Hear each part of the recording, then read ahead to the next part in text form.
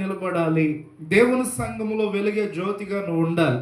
ఇప్పుడు ఈ దేవుని బిడ్డలారు లేకపోతే నువ్వేదో అలవాటుగా వచ్చే విధానములో నువ్వు దేవుని దగ్గర ఉండకూడదు.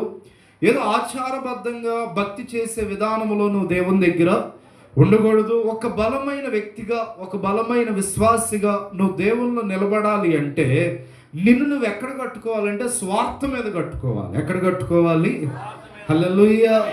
కొంచెం గట్టిగా చెప్దామంటే స్వార్థం మీద కట్టుకోవటం ఏంటయ్యా అంటే, ఈ దేవుని నా కొరకు క్రీస్తు మరణించాడు, నా పాపాల కొరకు క్రీస్తు మరణించాడు. నేను అయోగ్యుణ్ణి, నేను దుష్టుణ్ణి, నేను పాపిని, ఇదిగో నేను దుర్మార్గుణ్ణి, నేను లోక సంబంధమైన పాపములో చిక్కబడి ఉన్నవాడిని. కానీ నా దేవుడు నన్ను ఏం చేశాడు? తన స్వరక్తమిచ్చి కొన్నాడు. హల్లెలూయా.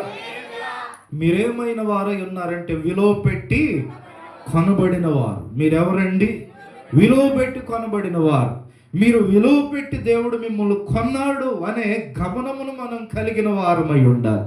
ఈరోజు ఏ మనిషి కూడా ఆ లోతును ఆలోచించే ఇట్లా, ఏ మనిషి కూడా ఆ లోతును అర్థము చేసుకోవట్లంటే దేవుడు అంటే ఏదో ఒక ఆచారబద్ధంగా నేను మందిరానికి వెళుతున్నాను.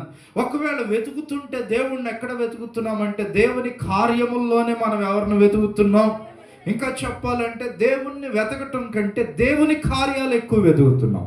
ఎవరిని వెతకటం కంటే దేవుడు ఏం చేస్తాడు, దేవుడు ఎలా చేస్తాడు. ఇప్పుడు ఈ దేవుని బిడ్డలారా, దేవుడు ఏదైనా చేశాడు అనుకోండి, వెంటనే మనం చెప్పే మాట ఏంటంటే, అమ్మో నా దేవుడు ఎంత గొప్పోడు, నా దేవుడు ఏం చేశాడు, నా బలహీనత అంతా తీసివేశాడు, నా రోగం అంతా తీసివేశాడు, నా ఇబ్బంది అంతా తీసివేశాడు. అమ్మ నేను అంటాను, అంతకంటే గొప్ప కార్యం ఆల్రెడీ నీ పట్ల ఏం చేశాడు.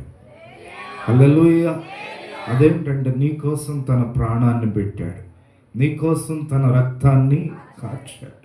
ఆయన శరీరము ప్రియదేవుని బిడ్డలారా దున్నిన చాళ్ళు వల్లే మారిపోయింది. రక్తం